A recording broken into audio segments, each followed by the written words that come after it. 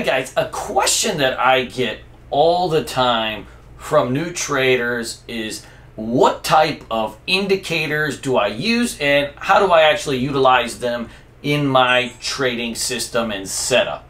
So a big part of indicators is to understand that indicators are not buy or sell signals. Indicators are there for confirmation, meaning they are there to confirm price action. So what I mean by that is when you think of a trade, right? Every trade is just a coin flip, right? It's win or lose, buy, sell. It's just a 50-50 coin flip. And our job as traders is to take that 50-50 shot and move the goalpost to something that's high probability. So the way we want to do that is by building a case for each setup. So what I mean by case is think of a setup as you're a lawyer.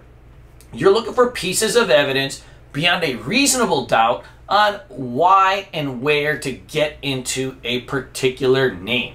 So everything always starts with price and price action. So that's step one in building a case. After that, we can overlay our indicators to help confirm what our eyes are telling us via price. So I always start with a price pattern, and then we start to overlay our indicators like volume, moving averages, VWAP, stochastics, so on and so forth. And so now what I'm starting to do is take that 50-50 shot and move that goalpost into something that's high probability. The more boxes I can check off, the more confirmation I have. But one individual indicator in itself is just that. It's a lonely island. You're just using it for that specific reason. And so you can't say like, oh, this stock is at the VWAP, therefore I'm going to buy it. This stock is at the 9 EMA, therefore I'm gonna buy it. We want to take in the whole picture in conjunction when making a trading decision. So for example, I use on my intraday charts a 9 EMA, a 20 EMA, VWAP, and volume. So when you actually use what? So your 9 EMA is your short-term moving average. Moving averages serve two purposes in trading. Number one, it helps you identify trends on specific time frames. In this case, it would be your short-term time frame.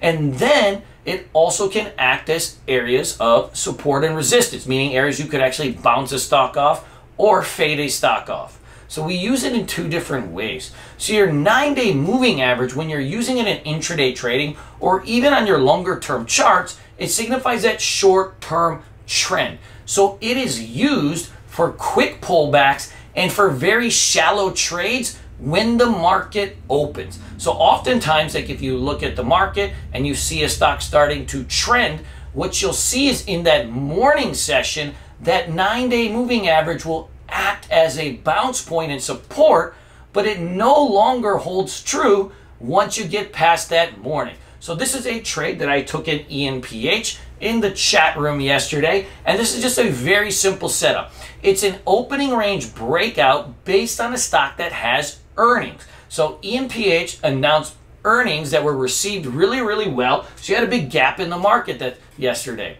So now what I want to do is find an entry to get into this. So what I usually like to do when I see a stock like this is buy the first pullback into supports and then take a position with the stop under the VWAP, and then I can let it ride. But if you look at this particular stock, you can see how like once it starts to trend, right, the 9 EMA, that's your light blue line, is really working well. And it's holding that stock up as it trends because it's your short-term moving average.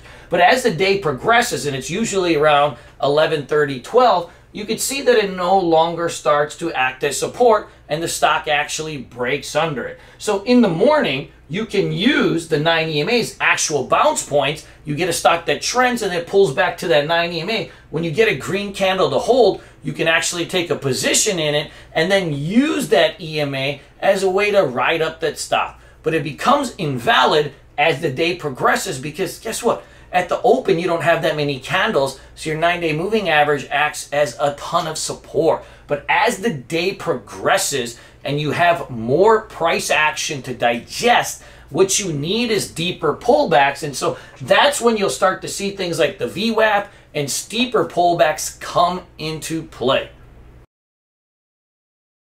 When we think about like indicators or trading setups, it's important to remember that there are three phases to the trading day.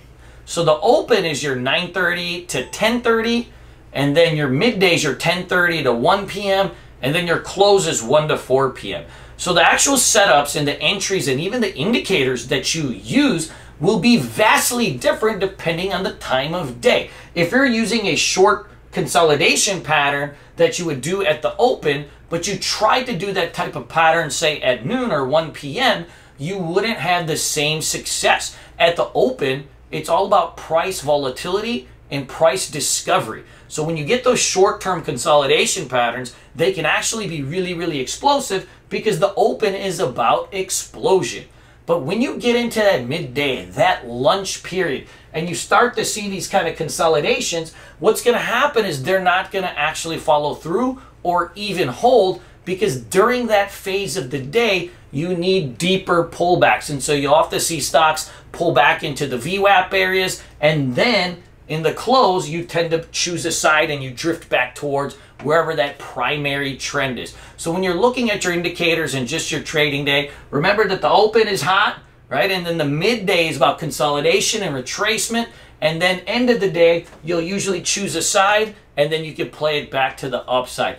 That's why a lot of traders always bail during lunch. You know, we call it the chop zone or grind time. And you'll see like a lot of professional traders, they go to the gym or eat lunch or hit the beach, or they do anything they can to stay out of this phase right here because it's just slower and it's a little bit more grindy, and that's going to be a huge help. I probably make 80% of my profits within the first hour to hour and a half, and usually historically midday like has always been either flat or very small profits, or I take small losses trying to recapture that momentum. It's one of the most frustrating things when you're a momentum trader to be trying to trade midday, because you're using momentum techniques during a time that actually has no momentum.